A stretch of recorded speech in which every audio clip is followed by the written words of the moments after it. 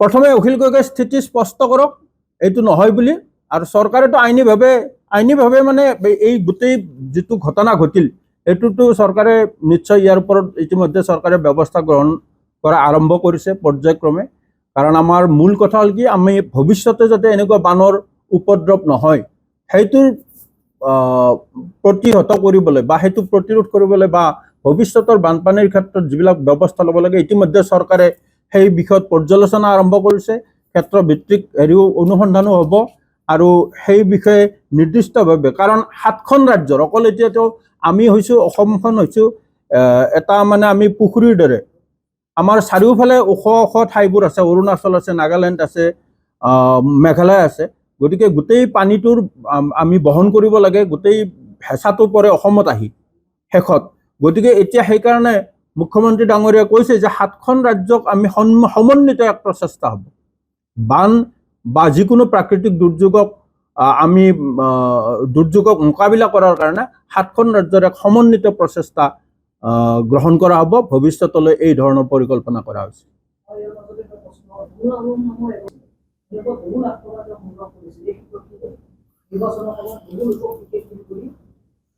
এই কথা ইতিমধ্যে বিভিন্ন সময়ত প্ৰকাশ হৈ গৈছে। এই কথা ইয়াৰ ভিডিঅ' ভাইৰেল হৈছে, অডিঅ' ভাইৰেল হৈছে, আৰু এই কথা সকলোৱে জানে যে অখিল গগৈৰ দলে টিকট দিম বুলি বহুত মানুহৰ পৰা পইচা সংগ্ৰহ কৰিছিল।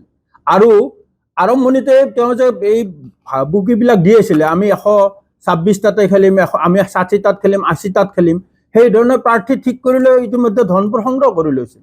পিছত তেওঁ একেবাৰে হুঁকা পিছলা কৰি শেষ পৰ্যায়ত তেওঁ এই কংগ্ৰেছৰ লগত মিত্ৰতাৰ দোহাই দি, যে আমি যিহেতু মিত্ৰতাত আহিলোঁ, এতিয়া আমি ইমান হেৰি সমষ্টিত আমি প্ৰতিদ্বন্দ্বিতা কৰিব নোৱাৰিম, গতিকে আমাৰ টিকট দিয়াত অসুবিধা হ'ল, আমি যিহেতু মিত্ৰতাত আবদ্ধ হ'লোঁ, সেইটো অজুহাত। কিন্তু তেওঁ জানে মিত্ৰতা যে হ'ব সেইটোও জানিছিল, আৰু কম আসনত যে প্ৰতিদ্বন্দ্বিতা কৰিব সেইটোও জানিছিল।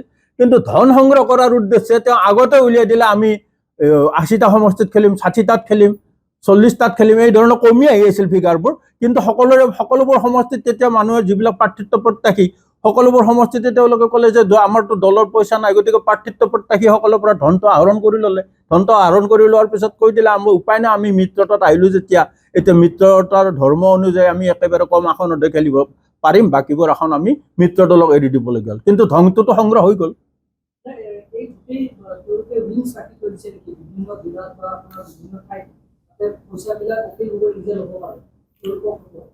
নহয়, অখিল গগৈ যিমান যি ধৰণে কথাবোৰ কয়, অসমৰ মানুহে ভাবে কি অখিল গগৈৰ দৰে সৎ আৰু নিকা মানুহ নাই।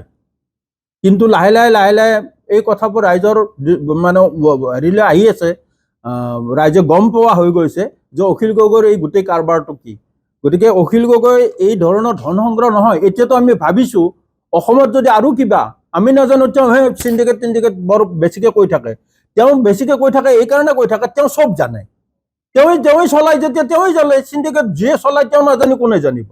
তেওঁ যে খুব বেছিকৈ কয়, আচলতে আমি গম নোপোৱাকৈ, ৰাইজে গম নোপোৱাকৈ, বা হয়তো চৰকাৰে গম নোপোৱাকৈও কিছু চিণ্ডিকেট চলি আছে, যিবিলাক চলাই আছে হয়তো অখিল গগৈ।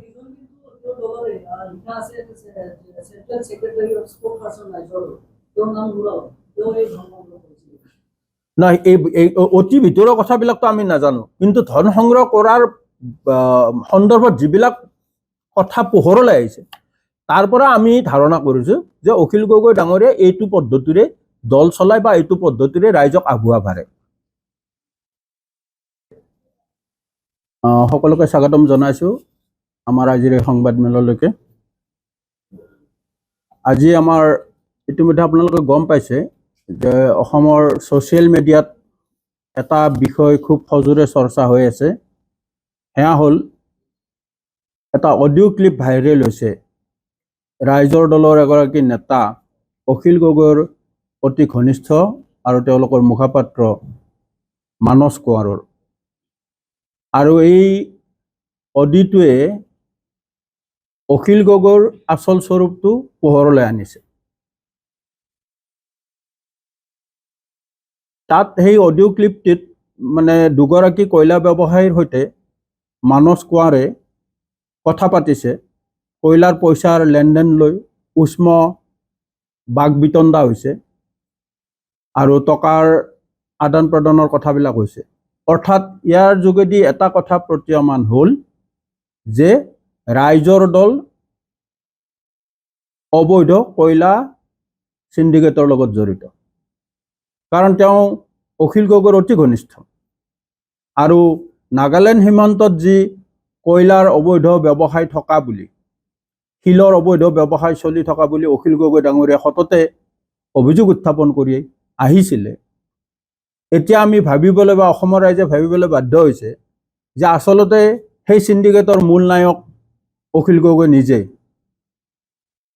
কাৰণ তেওঁৰ এগৰাকী অতি ঘনিষ্ঠ সতীৰ্থ অখিল গগৈৰ অনুমতি অবিহনে বা অখিল গগৈৰ অজ্ঞাতে এনেকুৱা এটা বৃহৎ ব্যৱসায়ত জড়িত হ'ব পাৰে বুলি কোনো বিশ্বাস নকৰে।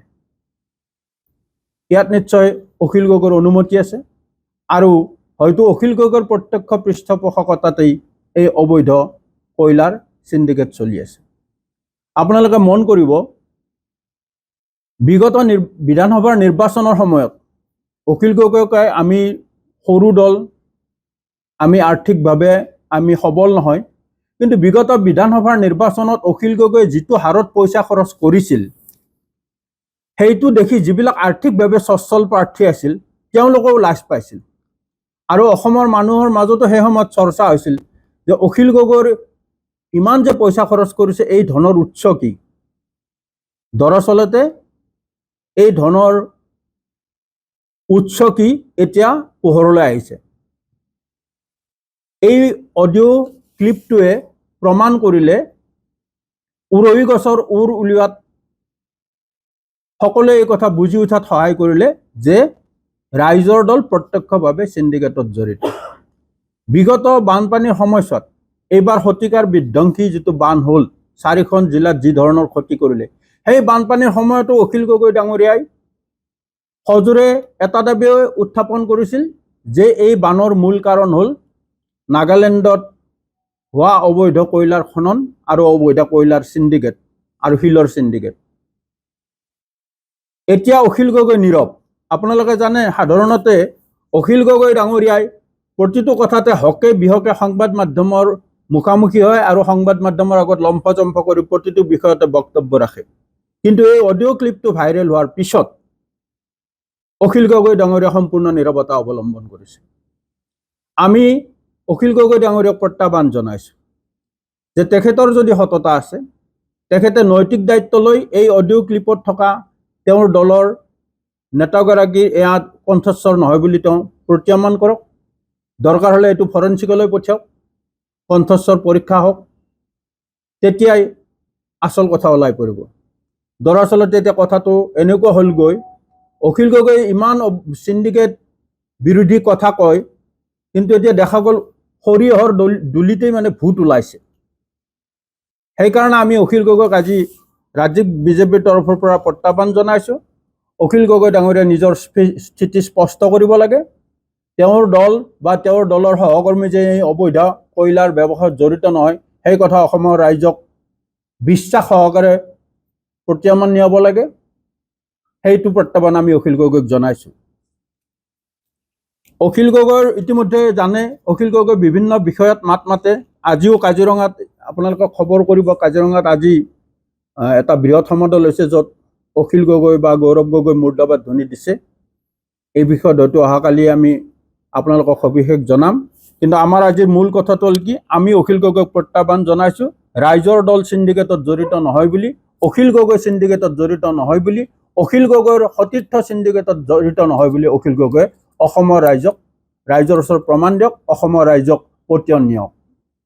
এইখিনি আমাৰ ক'বলগীয়া আজিৰ মূল বিষয়।